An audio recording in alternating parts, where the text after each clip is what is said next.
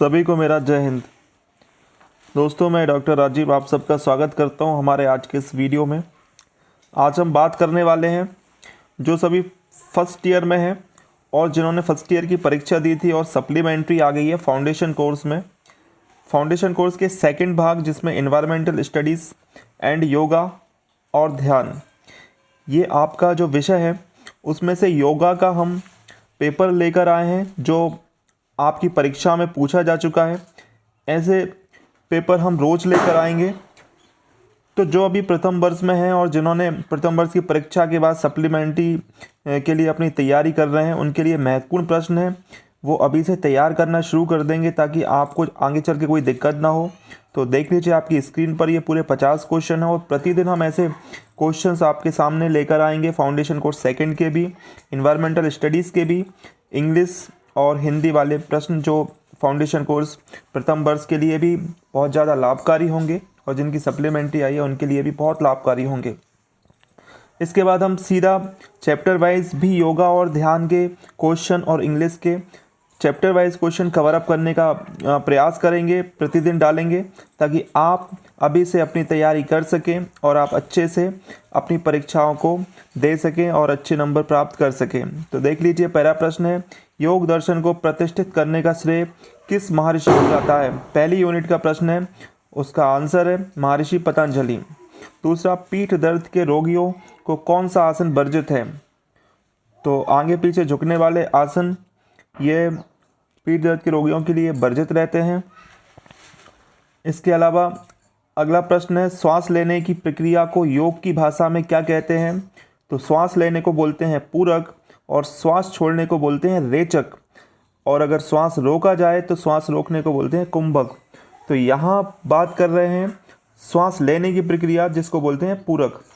कपालभाति के कितने प्रकार हैं? तो कपालभाति के 3 प्रकार हैं। ये सब आप लिख लेंगे और बार बार रिवीजन करेंगे ताकि आपको कोई समस्या ना हो। मानसिक रोगों से पीड़ित व्यक्ति के लिए कौन सा आसन लाभकारी है? तो कुर्मासन, ये बहुत लाभकारी आसन है। अगला प्रश्न है, कमर दर्द में रोगियों को कौन सा आसन नहीं करना चाहिए?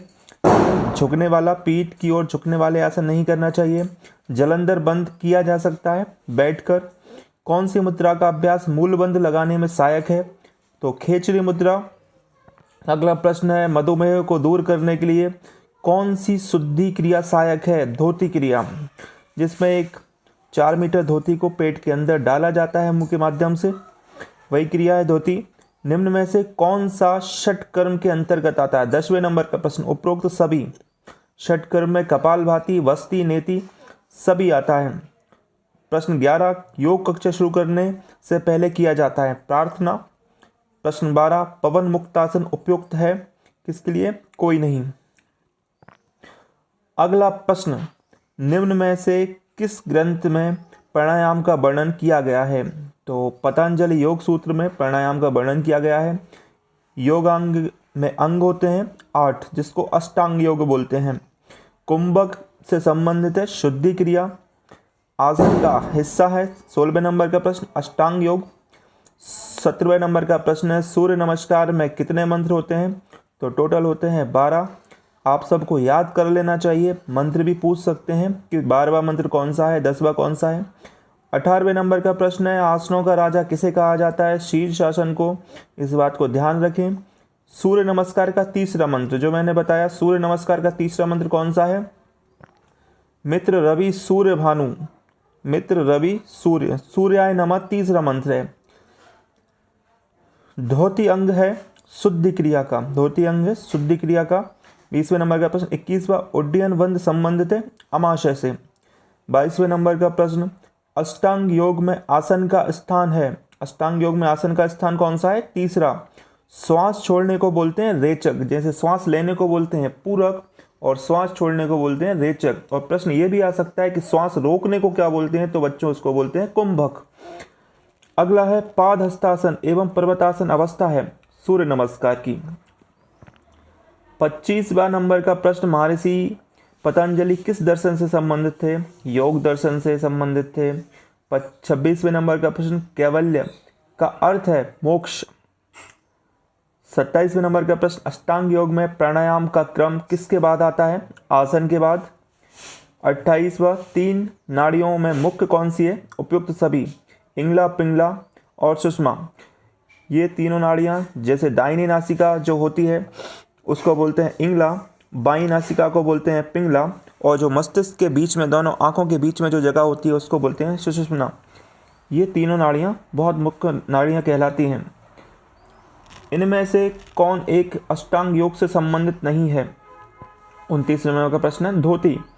अष्टांग योग में धोती नहीं आता है। यम, नियम, प्राणायाम, आसन, प्रत्याहार ये सभी आते हैं, लेकिन धोती क्रिया नहीं आता है, वो शुद्धि क्रिया में आती है।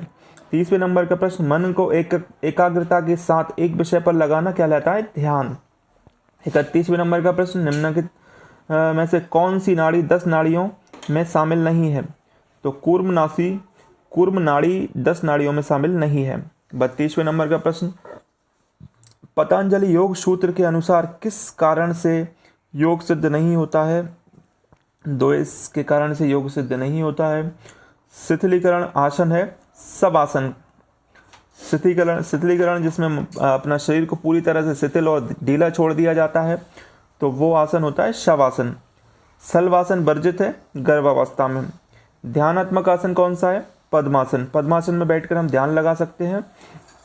36वें नंबर का आसन, योग के निम्नलिखित किस अंग के अभ्यास द्वारा व्यक्ति द्वंद्वों से आसानी से प्रभावित नहीं होता है? तो प्राणायाम अगर निरंतर करता है तो द्वंद्वों से आसानी से प्रभावित नहीं होता है। 37वें नंबर का प्रश्न, बाह्य विषयों के संपर्क से इंद्रियों का निग्रह करने का अभ्यास कहलाता है प्रत्याहार। 38वें नंबर का प्रश्न, अपरिग्रह निम्नलिखित में से किसके अंतर्गत सम्मिलित है? यम के अंतर्गत। 39वें नंबर का प्रश्न, ज्ञान के प्रकाश में पड़ा आवरण निम्नलिखित में से किसके द्वारा हटता है? प्राणायाम से। 40वें नंबर का प्रश्न, पतंजलि के अनुसार हे हेतु निम्नलिखित में से किसका संयोग है? दृष्टा और दृश्य का। 41वें नंबर का प्रश्न है, धार साणुचा योगता मनसा किसका परिणाम है? तो ये परिणाम है प्राणायाम का। परम चेतन या दिव्य मन में पूरी तरह से लीन होना कहलाती है समाधि। 43वें नंबर का प्रश्न, योग सूत्र के अनुसार आसन की परिभाषा है योग चित्तवृत्ति निरोधः। योग क्या है? चित्त की वृत्तियों का निरोध ही योग है। 44वें नंबर का प्रश्न, श्रीमद् भगवत गीता के अनुसार योग की परिभाषा है। ये परिभाषा है प्रथम अध्याय जो है योग का पहला चैप्टर है। हम चैप्टर वाइज भी कवर करेंगे। प्रथम चैप्टर के जितने क्वेश्चन होंगे उनके वीडियो अलग से चैप्टर वाइज हम बनाएंगे। तो उसमें ये परिभाषा है। पहली परिभाषा जो योग चित्तवृत्ति निरोधा, 44वें नंबर का प्रश्न ये भी उसी में है। ये योग सूत्र की परिभाषा है। और भगवत गीता के अनुसार संबतम योग उच्यते, ये 44वें नंबर का प्रश्न है। प्राणायाम की अवस्थाएं हैं, सभी अवस्थाएं हैं प्राणायाम की। युज का अर्थ है जुड़ना। योग का जन्मदाता देश है भारत। यम कितने प्रकार के होते हैं? तो यम होते हैं 5 प्रकार के। अष्टांग योग का प्रथम अंग है यम। और 50वें नंबर का प्रश्न है, श्वास को बाहर निकालने की क्रिया को क्या कहते हैं? फिर से रिपीट हुआ है ये प्रश्न। तो ये मतलब पूरक, रेचक, कुंभक, इन चीज़ों को आप याद रख लें। इनमें से 1, 2, 3 प्रश्न कम से कम आ सकते हैं। तीनों को पूछ लेंगे बार बार। रेचक को 2 बार पूछ चुके हैं, पूरक को 1 बार पूछ चुके हैं। तो पूरक सांस लेना, रेचक सांस छोड़ना और कुंभक सांस को रोक के रखना, इसको भी लिख के रख लेंगे। और जिन्होंने अभी तक सब्सक्राइब नहीं किया है वो सब्सक्राइब कर लेंगे। सेकेंड ईयर में जो आ गए हैं, जिनकी सप्लीमेंट्री आई है फाउंडेशन में, उनके लिए मैं बार बार तो बता दूं कि वो अच्छे से तैयारी कर लें, वरना उनको फिर से मौका नहीं मिलेगा। जय हिंद, जय भारत।